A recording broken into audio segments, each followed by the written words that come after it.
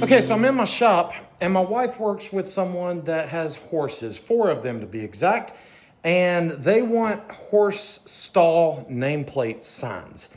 The kicker is my wife just told me about it this morning because her friend just told her about it this morning, and they want them tomorrow, which means I have to get them done tonight, completely finished, so that my wife can take them to work with her tomorrow. So I'm in my shop, and I don't think it's going to be hard to do. I've already made the design. I'll show you that in a minute. I'm going to make these out of cherry, and I have this piece of cherry. This is roughly a little over 8 inches wide, and I'll just make the sizes of the signs scaled to where they will fit on this one piece, and I can cut 4 of them out. So this is already S3S lumber, meaning that it is flat on this side, and one edge. And so I'm going to take this and get it put up on the CNC table and get ready. When doing work with a CNC, it is very important that the work surface is completely flat, which means it needs to be very clean so that there's no debris under the board causing it not to be flat. So this sawdust has to go. Let me get it blown out of the way.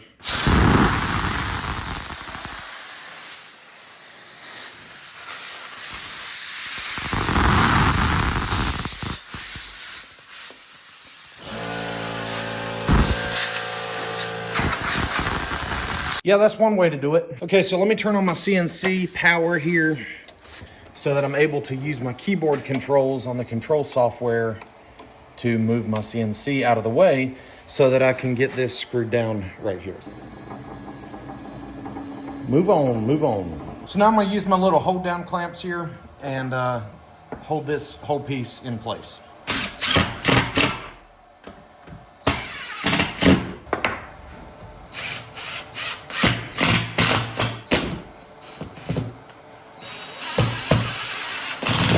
Okay, so now that it's moved back, I need to change out that bit. You can see that is an end mill bit. The bottom of it is flat, right? You can see it's flat right there. And I want to change it out to a V bit where the bottom of it is pointed like this. So I need to change the bit out in this spindle.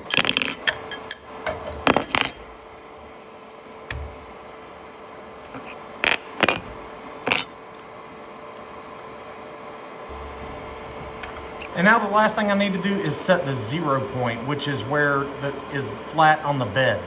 So that tip of the bit is barely touching. So that is going to be my 0 point. So while that bit is barely touching on the bed, I'm going to 0 my axis, and it's the Z axis that I want to 0.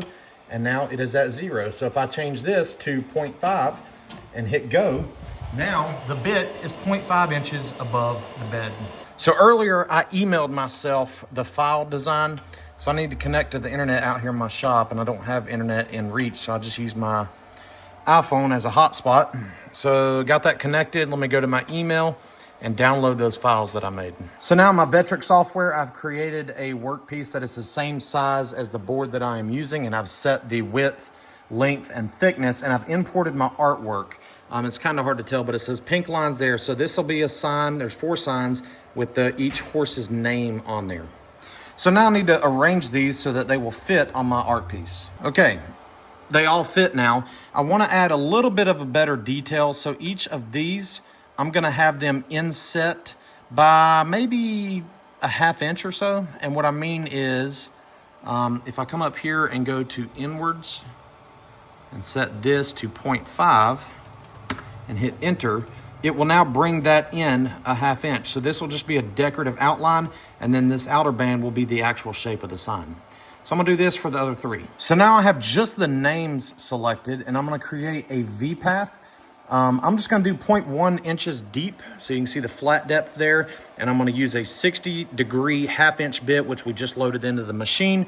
And that's about it. I'm gonna hit calculate, and then I'm gonna go back and select just these outer bands and create a profile path with that same V-bit. So again, outer paths are selected. Let's go back to tool paths.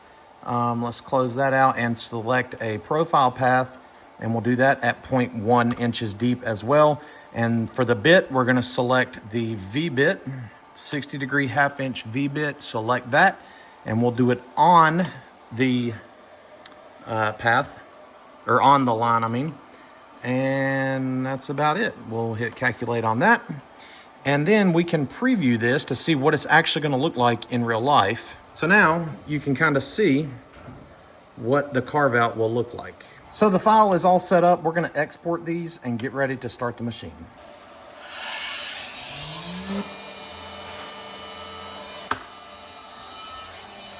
We'll let this carve.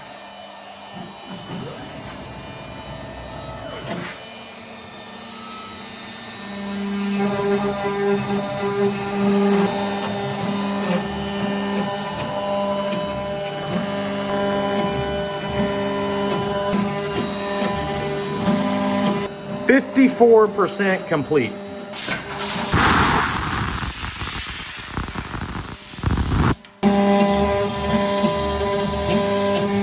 Since the names are almost done, it's now gonna move and do that profile decorative border around all the signs.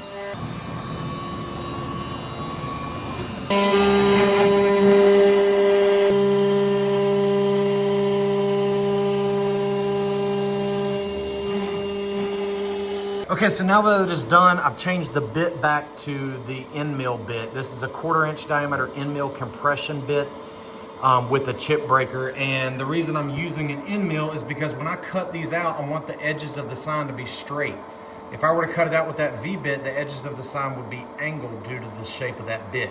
So I have this all loaded up. I have the file ready to go. I'm gonna hit start and it'll cut these signs out. And it is worth noting that I don't do a full depth cut, meaning the signs will not be completely cut out. There will be a little piece at the bottom that I will finish on the bandsaw and a flush trim bit on the router.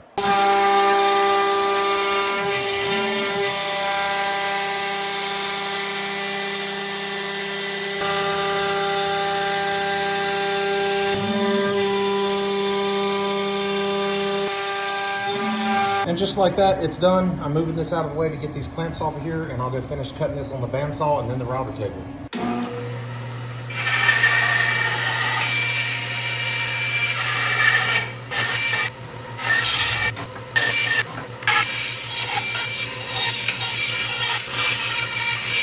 Now I will use this flush trim bit, and what that does is it rides on the good part of the sign, meaning that I know this part of the sign is perfect because it was CNC'd, and it will trim off this rough cut part of the sign on the bottom that I just cut on the bandsaw.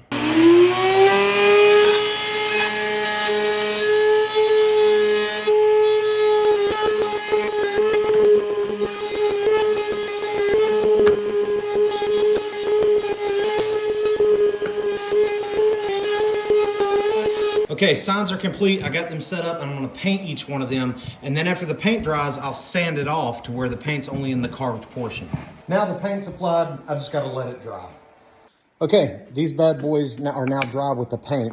And what I was explaining earlier about I'm gonna sand it to reveal only the carved portion black.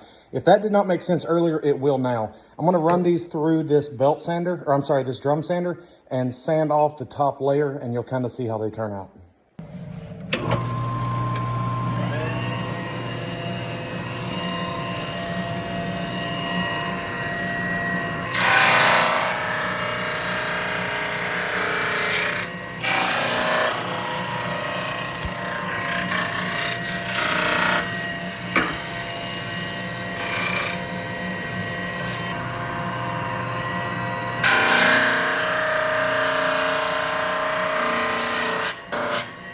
And so after they come out of the sander, they look like this. So just that carved portion is now black and the rest is raw wood. So I'm gonna put a quick spray coat of Lycra on these and they'll be done.